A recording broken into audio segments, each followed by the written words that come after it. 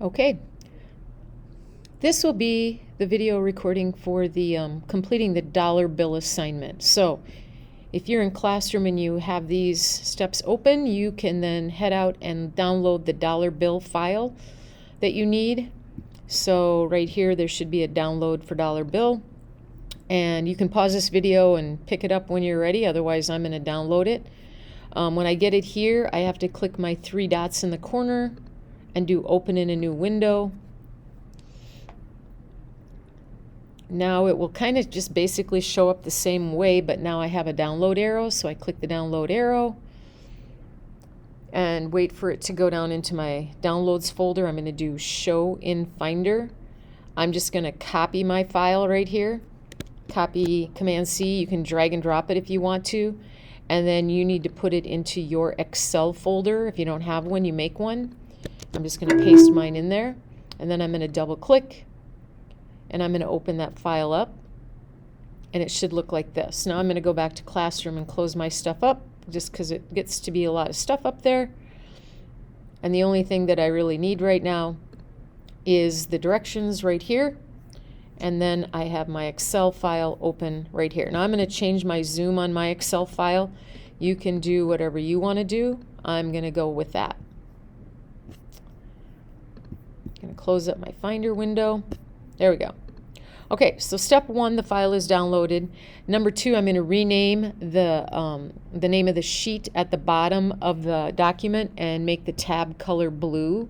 So right down here, and there's a couple of ways to actually do this. You can do a right click and there's the tab color, any shade of blue you want.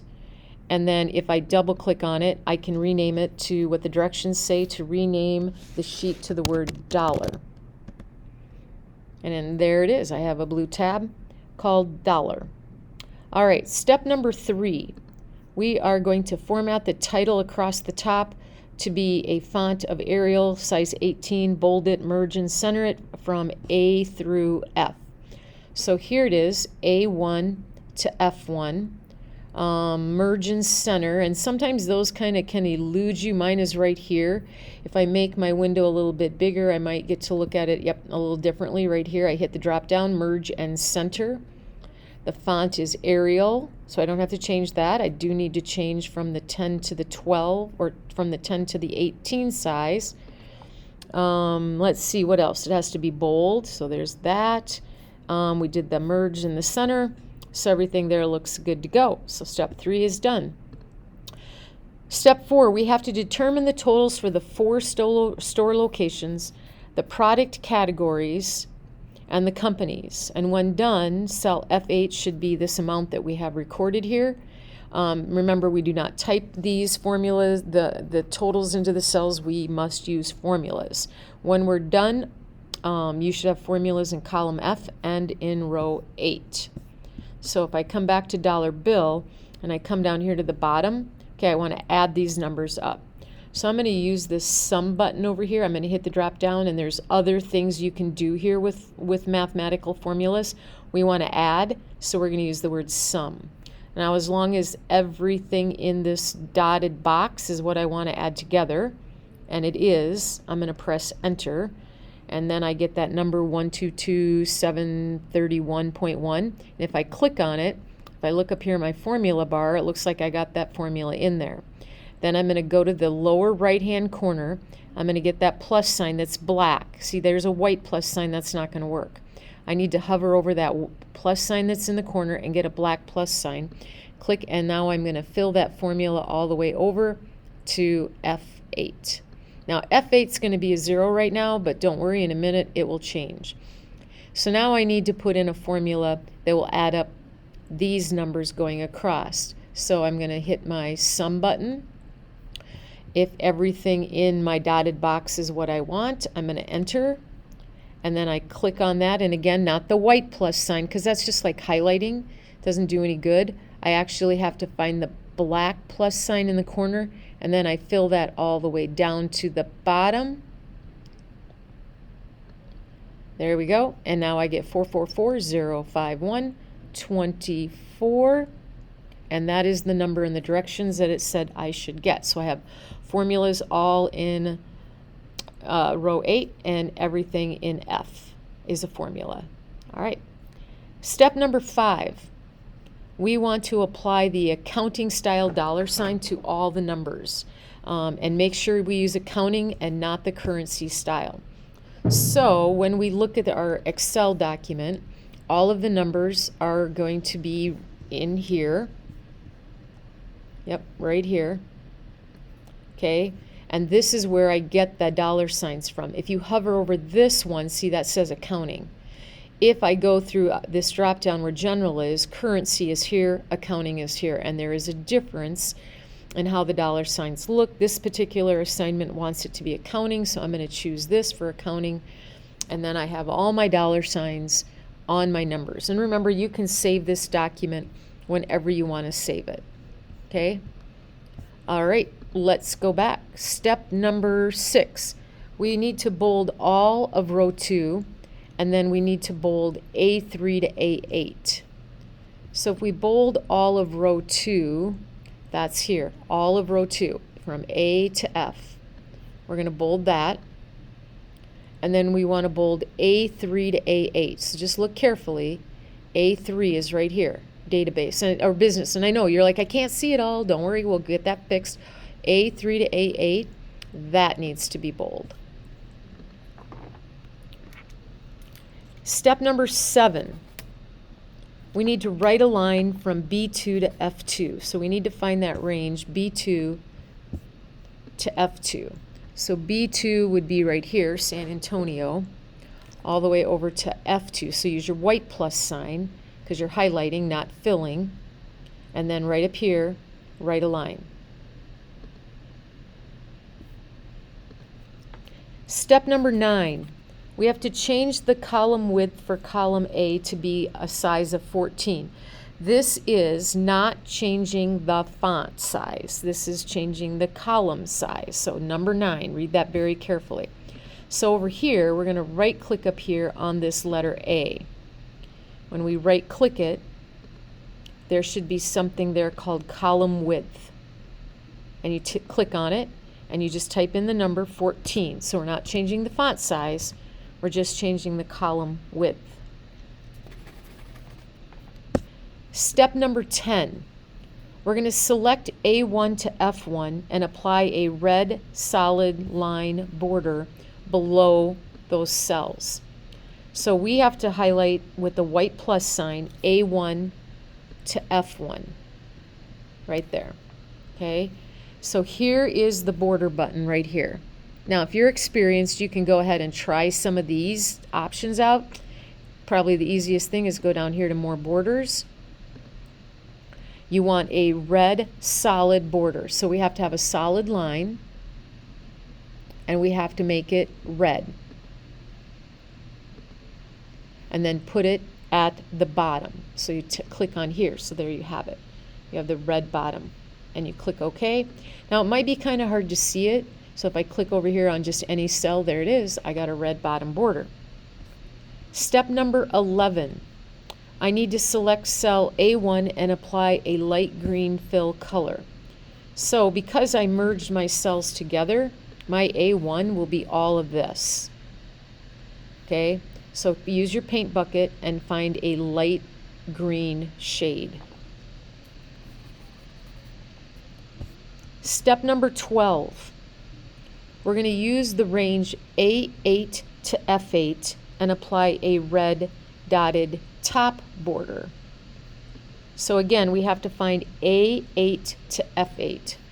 A8's down here, F8 is over here. So I'm going back to my border button, and I need it to be a little different this time, so I got to go down here to more borders. And I have to find a dotted line right here. I need to make it red. And I need that to be at the top. So I go over to the border area here, put the style of it to be on the top, and click OK. And again, you may not be able to see it, but if I click off it, there it is, it's dotted. Step number 13. You want to select A2 to F2, A2 to F2, and apply a red solid bottom border. So right here, back up here, A2 to F2, back to the border button. I can't just do bottom because it's the last border I did was dotted. So I got to go back here, pick my solid line, which is here. Red's okay. Take the top off because this says to put it at the bottom. Then when I click OK, right there, yep, there it is. It's right there.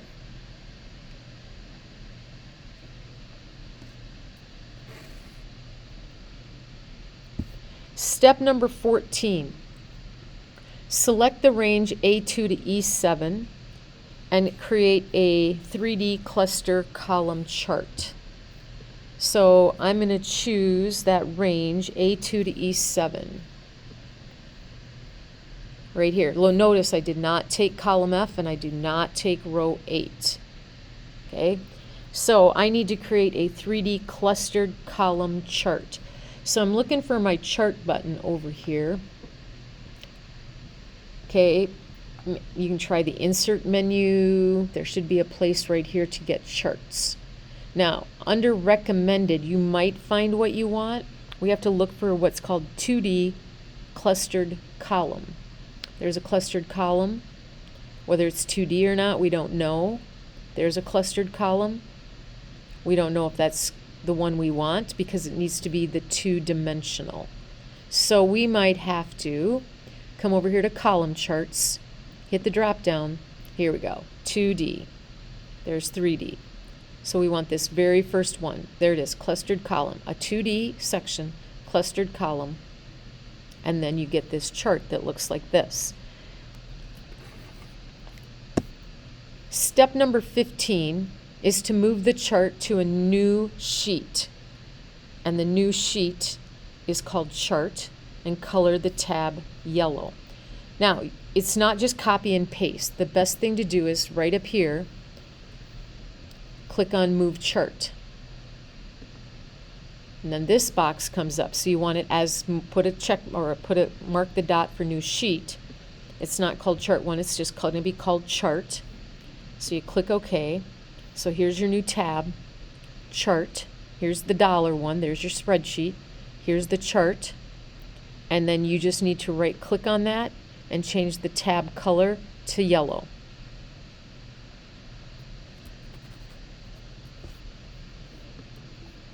Step number 16, on this chart, we need to change the chart title to be annual sales. And then we need to format the font to be Verdana, size 16 bold, and the color red. So the chart title is what we're trying to format. That is this part right here, where the chart title is, okay? If you kind of double click up there, you should be able to get in there and type your text of annual sales. If I select that text, I should be able to come home. And I need the font called Verdana. So I'm going to hit where Calibri is. I'm going to hit that arrow. I am not going to scroll.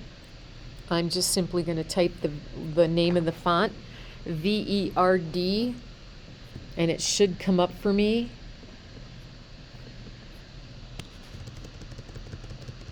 There it is, Verdana. So I'm just going to push enter, and then the size is 36.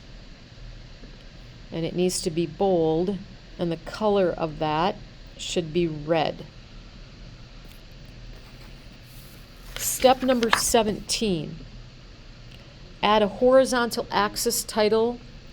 The text will be type of software, and then format it to be a size 14, bold, and green. So back over here, we need to add the horizontal axis. So what you want to do is come up here to where it says chart design and click on that. And then over here under add chart element, you hit the drop down and you have to look for the horizontal axis title. Now, AXES isn't quite what you want. You want the AXIS, horizontal axis title. Primary horizontal. There it is, right there. And you double click on that, select it all. and you want that to say type of software, and then you're going to format that back on the Home tab to be a size 14, and then bold it, and then any kind of shade of green. I'd go with maybe a darker green more than a lighter green. Step number 18, add a vertical axis title. Amount is what it's going to read, and then formatted the same way, size 14, bold, and green. So back where you were on chart design, you have to add AX axis titles, primary vertical. So now it's going to turn sideways, but you can still change it to read amount, and then same formatting, size 14, bold, and the same shade of green you had earlier.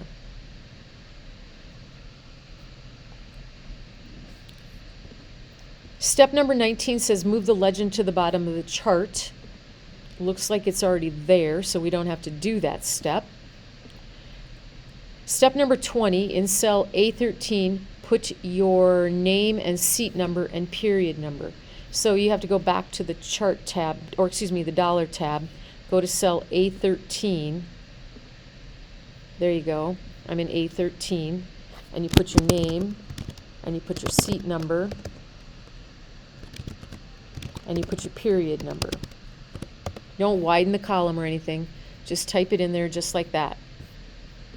Step number 21, you save the file. Excel does not auto-save it, and it should already be in your Excel folder. If not, you would need to do that, and you can simply do Command-S if you want to, but this is what your spreadsheet should look like, and you are done with the assignment.